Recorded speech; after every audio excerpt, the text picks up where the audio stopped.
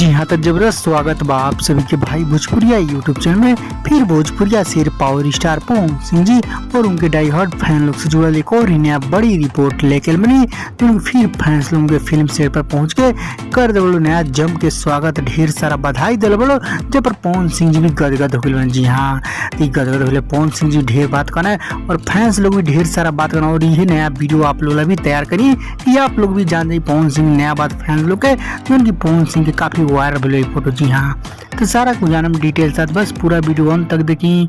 उससे पहले एक और रिक्वेस्ट करें आप सभी के, यदि आप भाई भोजपुरिया यूट्यूब चैनल पर नया बनी जुड़े जरूर सब्सक्राइब करके घंटी ऑल ऑन कर दें, ताकि यही तरह के सभी लेटेस्ट न्यूज सबसे पहले पाए, कोई न्यूज मिस ना हो। जी हाँ, तो कहा फिर वहीं अयोध्या वाला फिल्म सेट पर सारा फैंस लोग पहुंचल वालो, तो वहाँ पे पवन सिंह भी जम के स्वागत करे और फैंस लोग तो कोई कमी निकल गए। फैंस लोग एक से बढ़ के एक गुलदस्ता तोहफा दिला वाले पवन सिंह जी कबूल करे।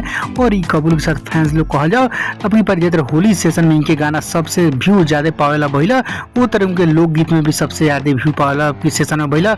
अब कहा जाए फिल्म में भी कोई कमी नहीं करा, फिल्म में सबसे आगे सबसे ब्लॉकबस्टर रहता ऊपर पवन सिंह जी, भोजपुरी आन बान शान कह के सारा फैंस लोग पवन सिंह दिल गदगद कर दल। जी हाँ, तो आप लोग बस प्यार से देते नहीं। पवन सिंह लगातार उत्तर प्रदेश के शूटिंग लोकेशन पर ही ढेर सारा शूट करते हैं।